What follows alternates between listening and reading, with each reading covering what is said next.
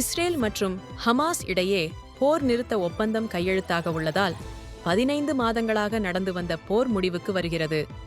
Hamas இயக்கத்தினர் வசமுள்ள பணய கைதிகள் விரைவில் விடுவிக்கப்படவுள்ள நிலையில் பாலஸ்தீன பகுதிகளில் இருந்து இஸ்ரேல் இராணுவமும் வெளியேற உள்ளதாக அறிவிக்கப்பட்டுள்ளது. போர் முடிவுக்கு வந்துள்ளதால் இருதரப்பு மக்களும் நிம்மதி பெருமூச்சு விட்டுள்ளனர். மும்பையில் பாலிவுட் நடிகர் சைஃப் அலிகான் கத்தியால் குத்தப்பட்ட சம்பவம் அதிர்ச்சியை ஏற்படுத்தியுள்ளது. வீட்டுக்குள் புகுந்து பணிப்பெண்ணிடம் வாக்குவாதம் செய்த நபரை தடுத்தபோது நடிகர் சைஃப் அலிகான் கத்தியால் குத்தப்பட்டார். மும்பையில் உள்ள லீலாவதி மருத்துவமனையில் சைஃப் அலிகானுக்கு அறுவை சிகிச்சை மேற்கொள்ளப்பட்டது. ஆபத்தான கட்டத்தை கடந்து வந்த அவர் தற்போது நலமுடன் இருப்பதாக மருத்துவமனை வட்டாரங்கள் தகவல். உலக புகழ் பெற்ற மதுரை மாவட்டம் அலங்காநல்லூர் ஜல்லிக்கட்டு போட்டியை கொடியசைத்து தொடங்கி வைத்தார் துணை முதலமைச்சர் உதயநிதி ஸ்டாலின்.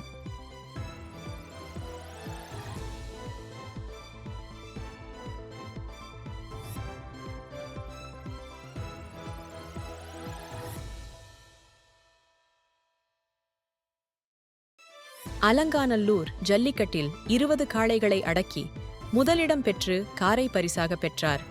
சிவகங்கை மாவட்டம் பூவந்தியைச் சேர்ந்த அபிசித்தர் 14 காளைகளை அடக்கிய பொதும்பு ஸ்ரீதர் 2ஆம் இடமும், 10 காளைகளை அடக்கி சிவகங்கை மாவட்டம் மடப்புரம் விக்னேஷ் 3ஆம் இடமும் பெற்றனர்.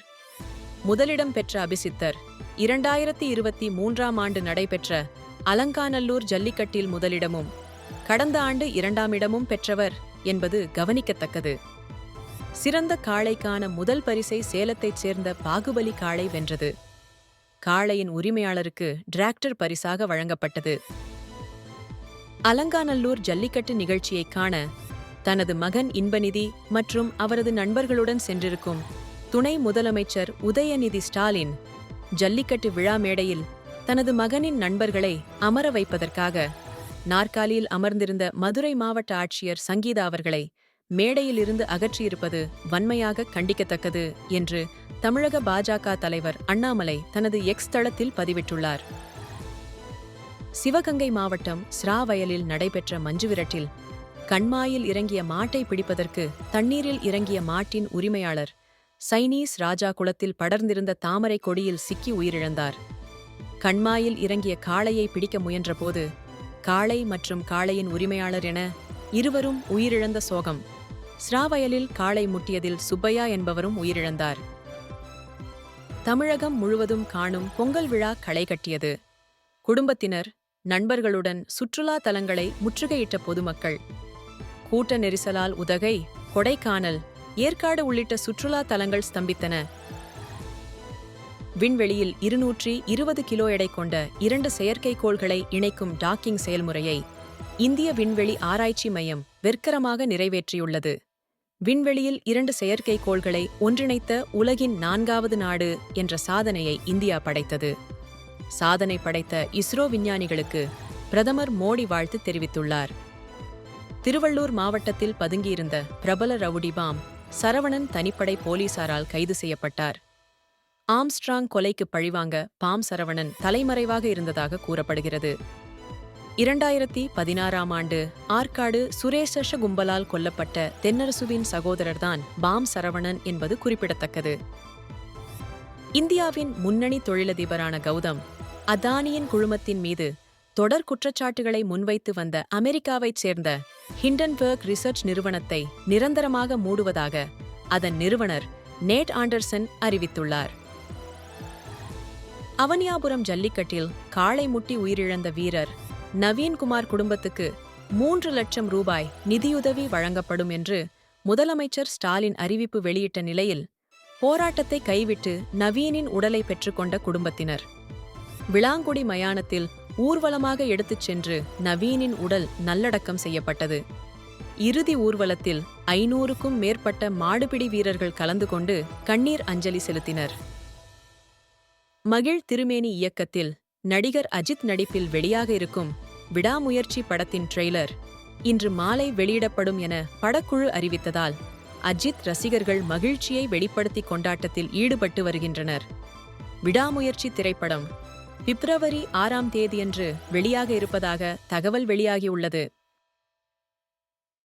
தொடர் விடுமுறையை ஒட்டி பயணிகளின் கூட்ட நெரிசலை தவிர்க்க சென்னை, மதுரை இடையே இருமார்க்கத்திலும் சிறப்பு ரயில் இயக்கப்படும் என தெற்கு ரயில்வே அறிவித்துள்ளது. சென்னை எழும்பூரிலிருந்து சனிக்கிழமையன்று காலை 10:45 மணிக்கு முன்பதிவு செய்யப்படாத சிறப்பு ரயில் புறப்பட்டு இரவு 7:15 மணிக்கு மதுரையை சென்றடையும். இதேபோல மறுமார்க்கத்தில் மதுரையிலிருந்து ஞாயிற்றுக்கிழமையன்று மாலை 4 மணிக்கு புறப்பட்டு நள்ளிரவு 12:45 மணிக்கு சென்னை எழும்பூரை வந்தடையும். ராசிபுரம் முன்னாள் சட்டமன்ற உறுப்பினர் PR சுந்தரம் காலமானார். அவருக்கு வயது 73. ராசிபுரம் சட்டமன்ற தொகுதி சட்டமன்ற உறுப்பினராக 2 முறையும், நாமக்கல் பாராளுமன்ற உறுப்பினராக 1 முறையும் அதிமுக சார்பாக வெற்றி பெற்றவர் PR சுந்தரம்.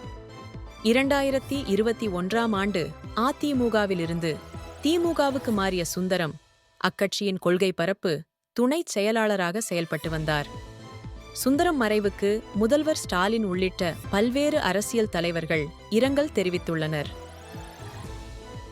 அரசு ஊழியர்களுக்கான 8வது ஊதிய குழுவை அமைக்க மத்திய அமைச்சரவை ஒப்புதல் அளித்துள்ளது.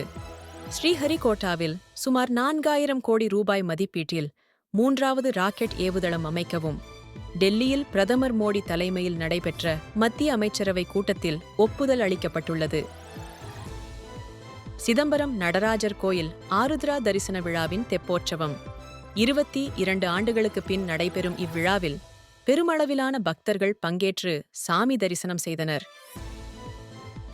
பொள்ளாச்சியில் நடைபெற்று வரும் சர்வதேச பலூன் திருவிழாவிலிருந்து 3 பேருடன் சென்ற ராட்சத பலூன் ஒன்று கேரள மாநிலம் பாலக்காடு வயல்வெளியில் இறங்கியது. அமைச்சர் பொன்முடி மீது சேறு வீசியதற்காக அப்பாவி மக்களை கைது செய்ய காட்டும் வேகத்தை, வேங்கை வயலில் மலம் கலந்த குற்றவாளிகளை கைது செய்வதில் திமுக அரசு ஏன் காட்டவில்லை என்று நாம் தமிழர் கட்சியின் ஒருங்கிணைப்பாளர் சீமான் கேள்வி எழுப்பியுள்ளார்.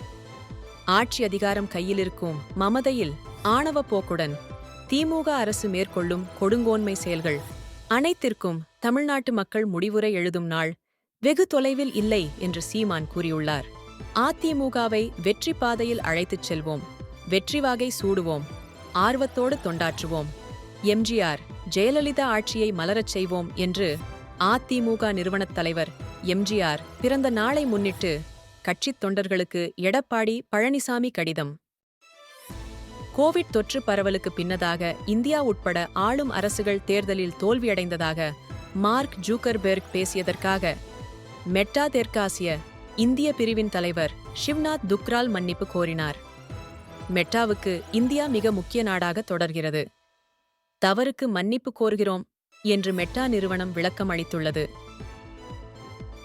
அதிமுக முன்னாள் அமைச்சர் வைத்திலிங்கத்தின் 100 கோடி ரூபாய் மதிப்பிலான சொத்துக்களை முடக்கியது அமலாக்கத்துறை.